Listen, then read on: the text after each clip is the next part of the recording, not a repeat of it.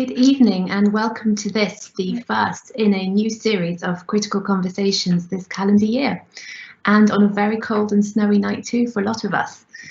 For those of you who are listening for the first time, Critical Conversations is a series of events aimed at kickstarting a dialogue around our university museums, their history and how the St Andrews community can engage with their current activities and their future plans.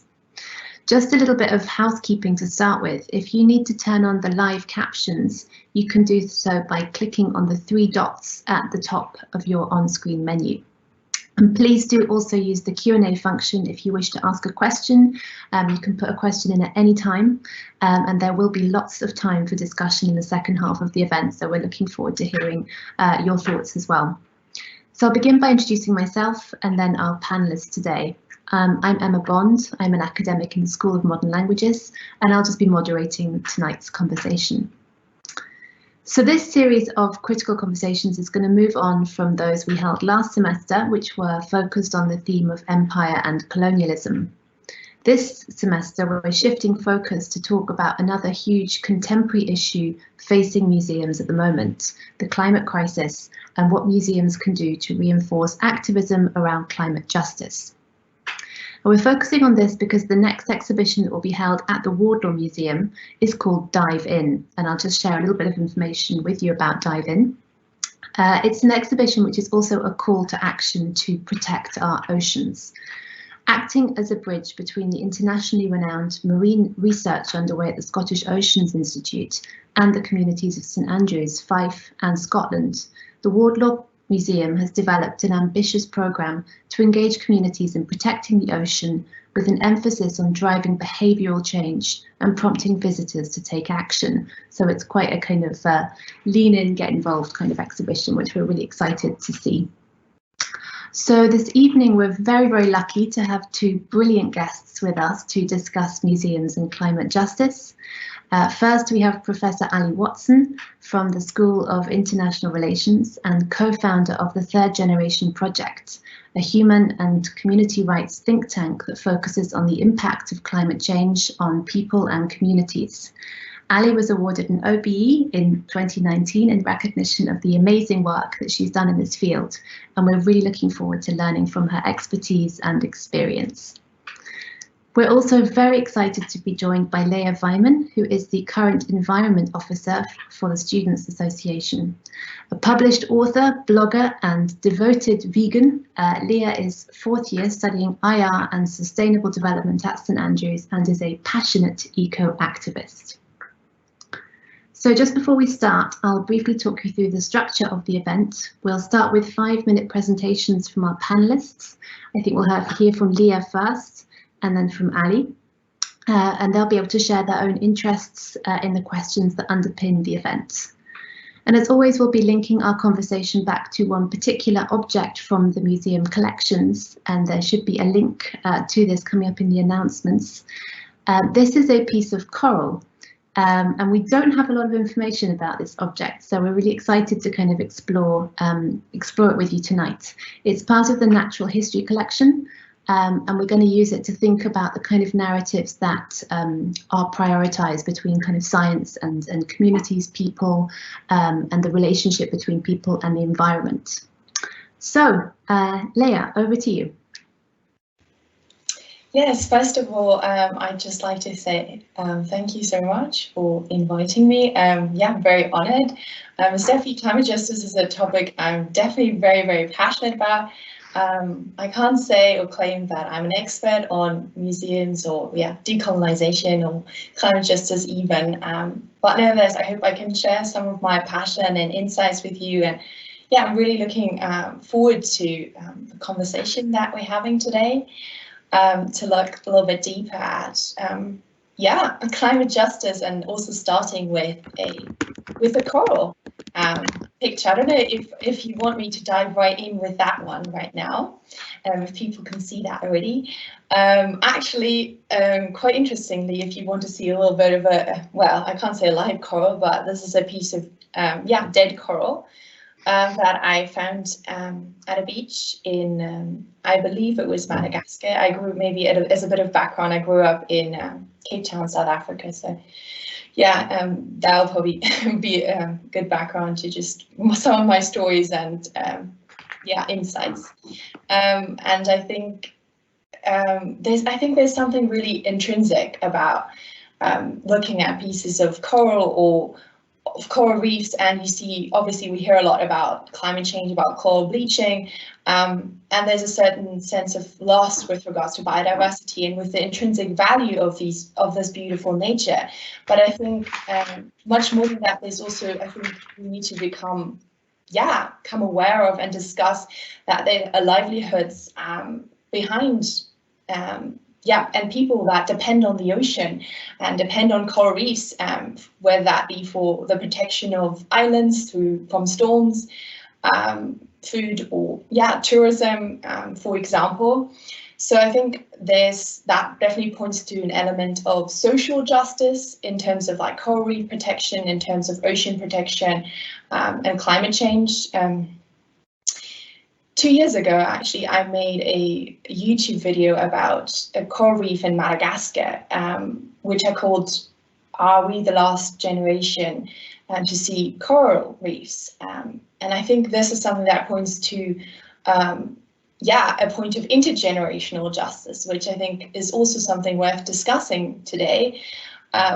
Because what are our current actions as our generation taking away from future generations, and what is our responsibility as people living and studying in the global north towards climate change and what's happening in communities around the world, and how can we maybe change the conversation around climate change? Because I think in the past it's very much, well, it still is very much of a scientific discussion, and that's fair because it is a phenomenon, natural phenomenon, but there's so much more to climate change than just the scientific aspect to it. There's lives behind it, and I think that's where our story and our discussions should focus towards, to understand and to gain that human perspective on it and that human understanding of what we are facing, and the depth of the crises and who's affected by it, to really look at that intersectional nature. But that's just a starting point from some thoughts from me. Great, thank you very much. Ali, over to you. Thank you, and thank you for getting the chance to speak, and thanks Leah as well for kicking things off. I'll start with that look at coral as well, and I think I probably would start with comments that are around sort of 3 key areas for me, but the coral sort of kicks it off, because actually, as you know, I think you mentioned, I mean, all we know that it's coral. We don't know where it has come from, and we don't know when it was collected or who collected it, or how it was collected. And I think that speaks. I mean, I think I'd like to really sort of focus on the role of museums first of all, because I think there's a lot of discussion recently about decolonizing the curriculum, etc. And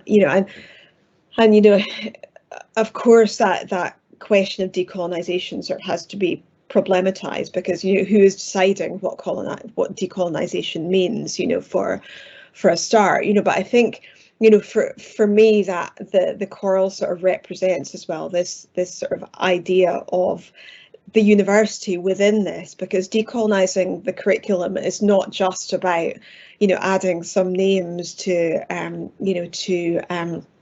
reading lists or something. It's about thinking about how the university operates as an institution, and has operated as an institution. And so the sort of, for all universities with museums, there is this question of artifacts and collections, and who has collected them, and what the provenance of those collections are. And I think for museums generally, they're having to sort of think about, well, what does this mean? The fact that, you know, that things were basically collected through a process of, or, you know, on the back of this process of colonialism. So, you know, it's, you know, for me, the university museum and the university sort of role in this is very much sort of tied to these other sort of curricular questions that we're having at the moment. And I think, you know, thinking about, you know, Emma, you mentioned at the start, but this idea of the sort of the museum sort of moving forward, you know, and I think we can think in terms of climate justice of the museum's role in not just in sort of thinking about the past and how that past was narrated, but also in terms of thinking about what the role of the university and university museums like our one is in terms of climate justice education. You know, what stories should be being told and whose stories should be being told, you know, and if one of the, you know, the sort of key things about a museum, I mean, it's really sort of seen as a, you know, there's been sort of surveys done that it's really sort of seen as a key sort of site of truth and knowledge. So people believe, you know, what is said in museums, and so actually thinking about education within that and how to frame these collections, I think, is really important. And I would say as well, you know, just in terms of thinking too about advocacy, what can actually museums do in terms of climate justice action and in terms of, you know, advocating, you know, not just that, you know, climate justice in general is, you know, is addressed, but, you know, also this sort of question of, you know, how are again, who are the voices that are being foregrounded, you know, and if in climate justice we have some sort of question of the inequalities that exist and the ways in which frontline communities are marginalised, what can museums do in order to address that marginalisation and to move forward from that? Great, thank you so much for those initial kind of thoughts. And to both of you really, but just Ali, to kind of throw those questions back to you in a way. So, you know, I think you're absolutely right. Museums are this place that are seen as kind of neutral, using that loaded term, and kind of a place of authority. And perhaps there is something kind of specific about the university museum, as you're suggesting as well, within that relationship. So what can museums do to incorporate climate justice into their work? What could they specifically kind of add to that conversation? You've mentioned kind of advocacy, but in terms of concrete action, what do you think? I mean, I think, you know, I think for one thing, you know, I mean, not just university museums, but museums in general, science centres, you know, are talking about climate change, you know, and I think it's recognising that climate justice within that, I think, is one thing, you know, that there has been a lot of research and a lot of focus on the science, you know, as Leah mentioned as well, and I think, of course, that's incredibly important, but, you know, actually recognising what this is doing right now, I think, is important. And I think, you know, one thing that museums can do, and you know, I mean, there's a lot of concern, I think, particularly with this, you know, whole sort of decolonisation narrative, you know, that actually this question of restitution, and that, you know, collections will be, you know, what will be left for museums, what will be the role of museums, you know, sort of going forward, you know, and actually it's often more of a case of what are the narratives that the museums are giving, you know. So actually, you know, it's not necessarily the case that, you know, the artifacts, you know, that communities necessarily want every single artifact back, but how are they curated in the present? You know, who got them? Who, you know, where do they come from? How did this sort of fit historically? And I think, you know, for the case of, you know, of a lot of museums and university museums as well, it's thinking about what the narratives are that museums are both using to describe what the collections that they have at the moment, but actually sort of, you know, taking forward in terms of, you know, anything new that they do, you know, in terms of sort of a living living catalogue, because, you know, I think that one of the things that you can think about museums is, you know, that their sort of potential as a site of knowledge, but, you know, but actually a knowledge that reflects climate justice as well, you know. So you know, this the sort of idea that in some senses, you know, that they are used to being repositories or archives, and how can that be used in the future? Yeah, I think that's so important, and I love that idea of the museum almost as a living catalogue, and I keep thinking about that one. Leah, as a climate activist, but also obviously as a part of the academic community here, what's your view on that? What do you think? How could we kind of harness that energy that you bring to climate climate questions and through the museums as well? Yes, I think it's definitely a question about asking what voices are being heard. I mean, a lot what Ali was already saying, what are the voices that are being brought forward in the climate movement? And I think that is especially interesting and important question, both in looking at the past, because I think obviously the environmental movement is nothing new. It's been there for many, many years. And even though I think at the moment we feel like, oh, it's a new invention, which it really isn't. There have been so many people, especially Indigenous people, who've been defending their land, who've been standing up against, environmental crimes, pollution, environmental damages. And the question is, why have those voices not really been heard, and where have they disappeared to? And what are the kind of voices that end up in newspapers, or that are being talked about, that are being broadcasted? Because often when we look at the ones that are being broadcasted in the world, that those are not frontline communities necessarily, and it's very rarely people that are directly affected by climate change. And it's great that we have, so many climate activists are speaking up about this, and I think there's definitely a responsibility for everyone to speak up about climate justice. But I think there's especially questions with regards to news outlets, with regards to museums, in terms of like how to actually highlight and bring forward voices of communities that are under the effect of climate change. And then maybe also to ask, like, what are the voices and the discussions and the descriptions that will end up in future museums around climate change? Like, what are the story and the narrative that we tell of this time right now? And how do we make sure that that's an inclusive story, and that that we really highlight what that human aspect of climate change that is affecting life. So yeah, absolutely, thank you. And you're both picking up a lot on this question of representation and voice. Ali, you've done so much work that's kind of community led. How do you think museums can try to work towards a greater parity of representation? Is there anything that museums could be doing to engage better with communities?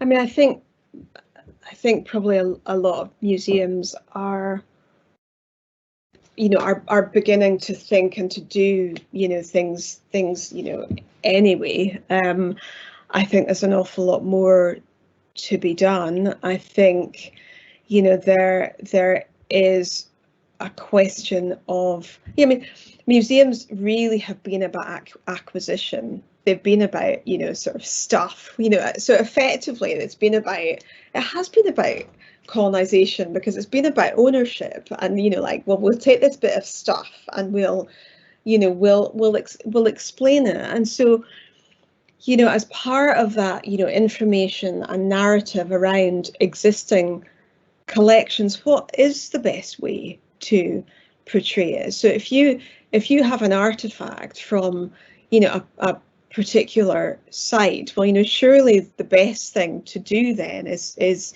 to go back to the community that surrounds that site and say, well, you know, how should this best be portrayed? You know, I mean, I think there's a there's a real, and I mean, I think Leah's absolutely right, you know, for you know, highlighting this sort of question of, you know, voices that have been left out of the narrative, and what we then shouldn't do is to sort of say, well, actually, okay, so we've got to, you know, sort of do this differently. And so what we'll do is we'll still claim that narrative, but we'll say, oh, actually, you know, so this was from here, and it's, you know, I mean, you know, and it's recognizing this community, you know, but there's actually nothing then that community has, you know, sort of made to be part of that process, you know. I mean, you know, what do communities think about how things should be displayed? You know, what you know, I mean, we don't have rights to you know, sort of display, you know, sort of acquired, you know, sort of, you know, stolen objects. And so, you know, what should we do about that? And surely then the first port of call should be, you know, those who potentially have ownership. I mean, I'm aware that, like the piece of coral, there will be things in collections where there is just no ownership, where you just have absolutely no idea. But, you know, then in that case, why don't we know? You know, so it shouldn't just be like, you know, place unknown, you know, coral sort of site unknown. You know, there could potentially be this sort of historical context around a lot of stuff was taken and actually not catalogued because it was just taken as a curiosity and as part of a collection, you know, so that these things, you know, are you know, the ability to collect, you know, is part of that, you know, sort of power and privilege that went alongside everything else, you know. Yeah, absolutely. And Leah, what do you think that museums can learn from grassroots activism such as climate strikes and movements such as Extinction Rebellion? Are there lessons there for museums to draw on? I mean, there are always many lessons to take from things like that, and sometimes it's almost easier in retrospect to look at like what are the lessons and what can we learn from a certain time. I think something that I would encourage to look, well, everyone really to look at is to look at, well, recently the climate movement, and I think a lot of attention's been on Greta, and she's obviously brought a lot of voice to the movement, and that is great. But I think to look at some of the other voices that have been in the world, I think, well, taking a more specific case study, what happened at the Davos climate conference last year in 2020, where there was a press conference with quite a lot of high-profile climate activists, Greta Thunberg, Luisa Neubauer, quite a few European ones, and then there was a picture taken as well with a Ugandan climate activist, Vanessa Nakati, in, but she was cut out from that picture in the news articles, I think even by several news agencies, and then that obviously caused quite an uproar, and news agencies obviously said, oh, well, there's no ill intent behind it, but I think it's very indicative of the structural racism that still exists in our society right now. And it draws attention to, well, what are we listening to when we talk about climate activism and the people behind it. And I think especially in countries that have very little contributed to climate change, but are very much under the effect of it. So I think something I would love to see in museums is not just to talk about the science, I guess, behind climate change and the scientific predictions, which I think you can already see a lot, which is great. You can see like simulations of what will happen and things like. I think it's a great learning, and I think that is also part of museums. It's part of learning what this experience is like and what this future is like. It also has a part in it. But I think maybe taking it to a more personal story level of like actually hearing people speak about climate change that are affected by it, hearing what it actually means when when species or keystone species or certain plants or areas of land just degrade or are extinct, and what that then means for the community or for the people living there. And I think that is something that makes climate change a lot more personal as well, I think. And I think that can really bring a narrative and a different way for us as a society to think about it, if we include that narrative of like, what does that actually mean? And even just for us, like, what does it mean for our future, for like, what are the stories behind it? So sort of the human elements to climate change is something I think that would be very exciting and it could be a very emotional course of looking at what this actually means. So. Definitely, I completely agree. Ali, another big kind of question facing museums around the arena of climate justice is obviously divestment from fossil fuel funding. We've seen protests at the British Museum last year with the kind of amazing Trojan horse, with BP at the Tate and so on and so forth as well, Shell. Can you speak a little bit to that issue and kind of unpick for us what you think museums can do to kind of to start refusing more of that social legitimacy that might come from processes of inequality, but also of societal kind of imbalances like that? I mean, I would say first of all, I probably think, that for any, sort of institution like that, that sort of seeks sponsorship of a particular kind, I think, that there's always a concern that by going sort of one way politically, you sort of lose a whole load of sponsorship and you don't get it back. But I think I would suggest that for every institution that sort of takes a stand and does sort of divest, that that there are probably potentially other sort of sponsors and donors sort of thinking, actually, I like the stance that institution has taken. So it's partly about institutional narrative as well. I think that's sort of one thing, because if an institution comes out and says, okay, this is what we believe in, that will attract a certain type of sort of sponsor or donor. So I think that's one thing. I mean, I think the other thing is, why do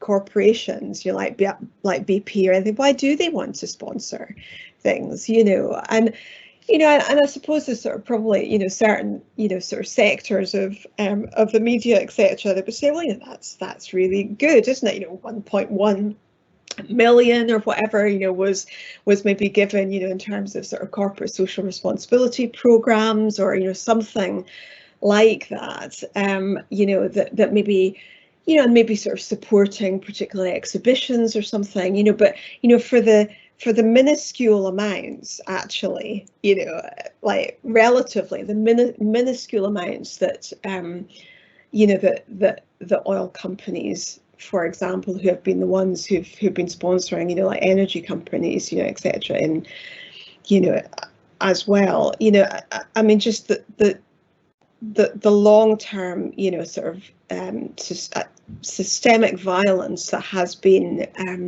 visited upon, Indigenous communities and marginalised communities by those companies. It's a company policy. It's about corporate social responsibility, and it's about having a particular view in the media that it's greenwashing, effectively. That's what it is. So I mean, I think for any institution, I think probably in the short run, and I'm sure this was the case with British Museum, etc. There's this concern, well, where will this gap be made up? But I think in the long term, there's just no question that divestment has to take place. Museums, in particular, if their concern is sort of history, history will demonstrate that actually that this is what should take place. Yeah, absolutely. Just a quick reminder to our listeners to type any questions in the Q&A that you might have for both of our speakers. And Leah, I don't know whether you want to add in anything to what Ali was saying around that issue of divestment and greenwashing. Yes, definitely a topic I think, yeah, I'm definitely passionate about as well, because we look at these companies that are essentially funding climate change now, are funding that destruction that is taking place. And it's a lot about money. It's well, when we ask ourselves why is some of the changes that we've seen for so long that need to happen are not happening, is because there's invested interest and there's money. And there's money in these industries that technically are, they're just not, they're not right for the future. So we need to figure out how can we actually put, where can money go that is done in a safe way that can actually create a future rather than destroy it.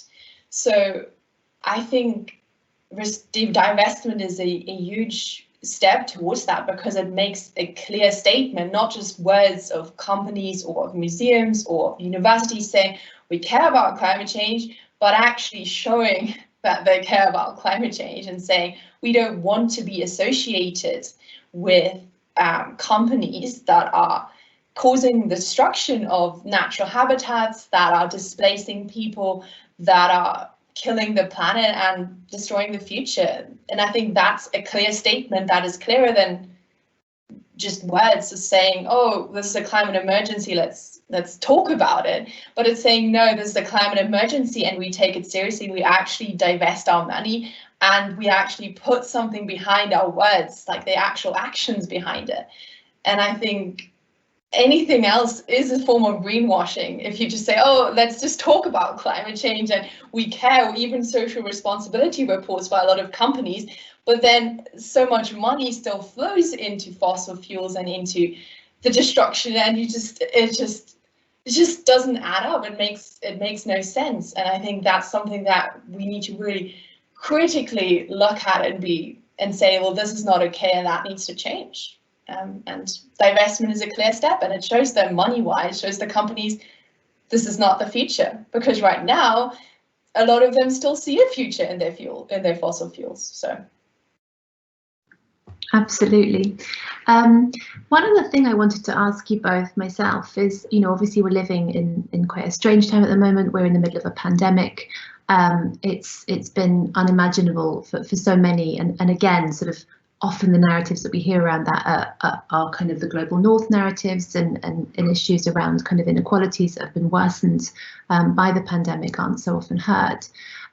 Do you think there's something also around climate justice here that could be a positive takeaway from the pandemic? Do you see it as a kind of opportunity perhaps for change if we don't go back to what was our old normal in a way? You could go first, Leah. Honestly, I've lots of firsts. Go on. Okay. Yeah, I think definitely with regards to the pandemic and with regards to the narrative of building back better, I think that is a strong statement that we should look at. But I think it's also that we need to ask ourselves, is this something that's really being put in place? And I think there are a lot of positive changes that I can see happening, be that a university or also companies that are seeing, well, this is an opportunity to change and to do things differently. And I think that is definitely what we should be doing, because it's a warning sign of nature. It's saying us that we live in an unhealthy way with our planet that is causing, well, I mean, these diseases, this pandemic doesn't come from nowhere. It's born from wildlife trafficking, it's a warning sign very clearly around how our planetary and human health are interlinked. And if we continue destroying those natural habitats and animal cruelty, then this is what we're heading towards. And we know a lot of scientists and medical doctors and professionals that say well, if we don't start learning from these lessons now, this is only the beginning, and there could be much, much worse pandemics coming in the future. And I think it's also an interesting something I've learned through the pandemic is that if we look at most viruses, and yeah, epidemics, pandemics that have happened, they are born from, they come from animals and from mistreatment of animals. They've crossed from animals over to humans. So I think this is a question of, well, what can we learn from this? This is clearly showing us that the way we're living on Earth is not sustainable. So how can we change that? And how can we change what that means? I mean, bringing it back to the discussion of inequalities, we've seen so much how COVID has worsened those inequalities, not been the equalizer at all in terms of that we're all in it, but that there's so many people that are in such different positions, and that's really, that are hit in different ways in their communities, yeah, through the pandemic, through the lockdown. So I think that's really something we need to take forward, and we need to learn, because otherwise I think we are in for the long haul in terms of this happening again in the future. And I think every one from us should take away that this is not how we want it. Like, we want things to go to a certain normal again in terms of actually being able to see people again and hug people. But we also want it, I think we should think about, well, we also don't want it exactly the same as it was, because we don't want this happening over and over again. We need to learn from history, so to say. So, yeah. So I think I would probably sort of say two things that sort of err on the side of the positive, and one that heads towards the negative. I mean, I think if we're looking at, you know, climate change, in particular, we can think about, you know, and I'm not saying anything here that hasn't been said sort of elsewhere in the media. I mean, I think, you know, first of all, we can think about how, you know, our change in travel, you know, what we have done that actually, you know, has meant that, you know, emissions have gone down. And so, you know, just actually the sort of, you know, physical, you know, changes that have happened as a result of the pandemic, and the ways in which working practices have changed, and that might in the future have an impact, that, you know, we can see, well, you know, we don't need to sort of go to, you know, sort of international conferences necessarily. We don't need to have, you know, speakers, you know, as academic speakers, you know, coming over, you know, for, you know, sort of 3 days or something, you know, that we can actually do things virtually. And I think that will be something that, you know, that will change. And so, you know, in terms of, you know, both, you know, to the sort of science, and, you know, I suppose the sort of knock on in terms of, you know, in terms of more sort of rights, justice, that you know, errs towards the positive. I mean, I think as well, you know, Leah's discussion about, you know, interlinkages, you know, I think what it has, you know, that we talk a lot about, you know, sort of climate change and climate justice, and this sort of notion of the sort of collective and community. And I think what we have had to recognise through the pandemic, that has been something that is highlighted, you know, the need to actually not just, for example, you know, wear a mask for yourself, but you're wearing it, you know, for the community. So, you know, that sort of somewhat, that move from the sort of individual to the collective, I think is important. I mean, I think, you know, on the other hand, sort of erring towards the negative, I mean, it demonstrates how the pandemic has sadly demonstrated how quickly we can respond to a crisis if necessary. And then therefore, how do we then recognise that, you know, that climate change is a crisis, you know, and that actually that we are looking at something which, you know, in terms of, you know, the sort of years from now, that will have to be addressed, and that will need that collective response, you know. And I think the fact that there has been such a sort of ability to have a collective response, in some senses sort of demonstrates as well the lack of a collective response, or at least to the extent that is actually needed to, you know, to deal with where we are in terms of climate change. Yeah, Brilliant, thank you. We've got 2 questions that have come in from the public. The first one is, what narratives do you think need to be prioritised in museums regarding climate justice and its gendered dynamics? And the next one is, I was wondering what the panelists' thoughts were on museums helping to contribute to climate change and injustices by encouraging international travelling on massive scales through the tourist industry.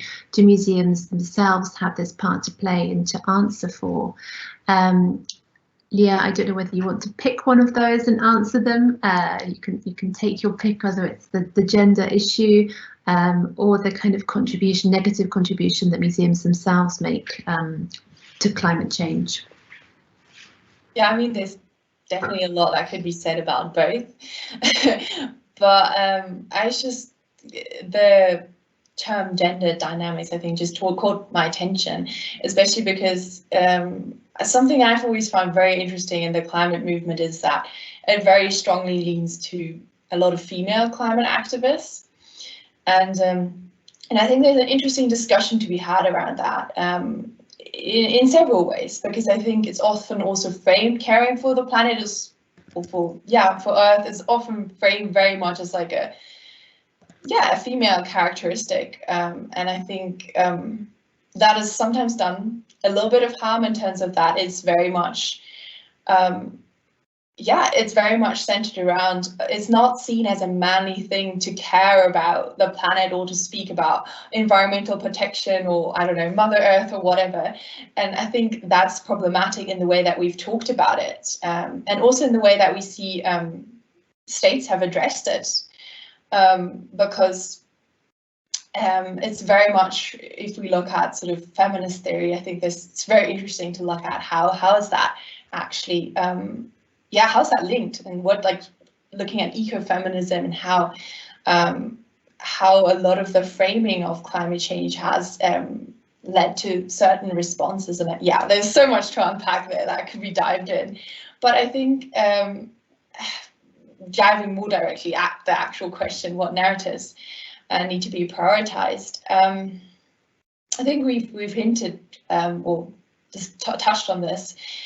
In terms of looking at, well, who are the people that are affected by climate change, and how to amplify their voices, and how to actually make sure those are people that are being heard and that are being given a voice, really.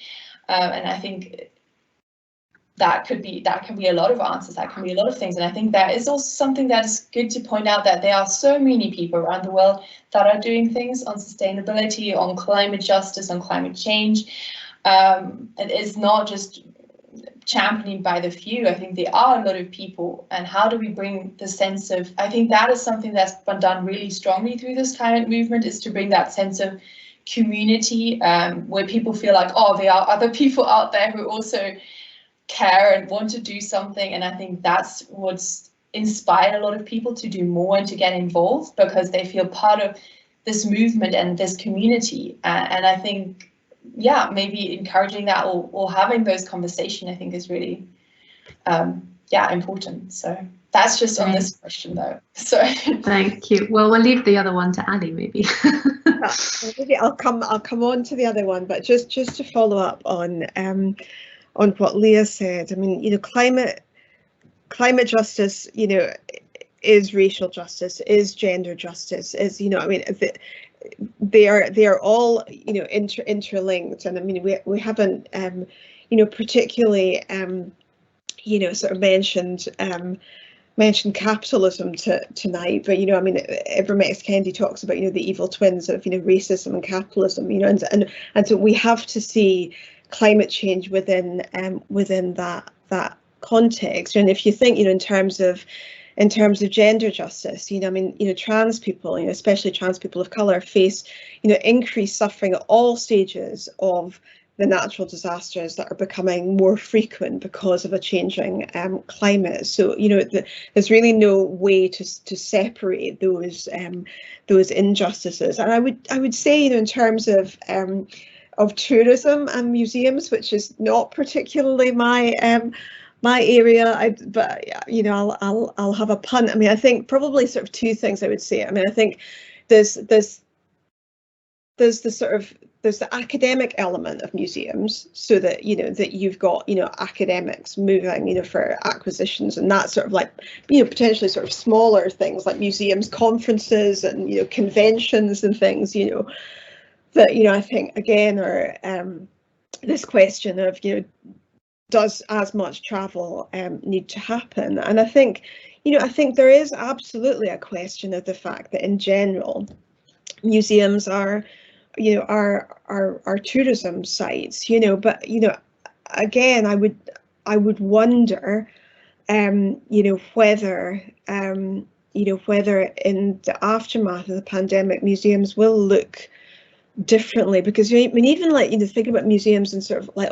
the online learning that they're having to do, you know, I mean, you know, it might be that they would normally have, you know, thousands of kids traveling and, you know, to go through, you know, their, you know, exhibitions to, you know, sort of to, as part of the sort of education, you know, the education that museums do, and that has all switched online, and how much will that stay online, you know? So I mean, I think, you know, the sort of the brief answer is that, you know, I think, you know, museums can do something, and that that we have to think about whether there is different educational practices, etc., that we can see prioritized. And sorry, I realized I didn't mention that the narratives, which narratives should be prioritized. I mean, I think always the narratives, you know, those the most impacted by anything should be the people whose narratives are prioritized, really. Yeah, I think that's a brilliant kind of final takeaway point for us to end the conversation on. Thank you both so much for contributing and for sharing your thoughts and your knowledge with us. Do join us for the next critical conversation, which will take place March 9th, 7:30, on the topic of climate change. Thanks and goodbye. Thank you. Thanks for the questions too. Thank you.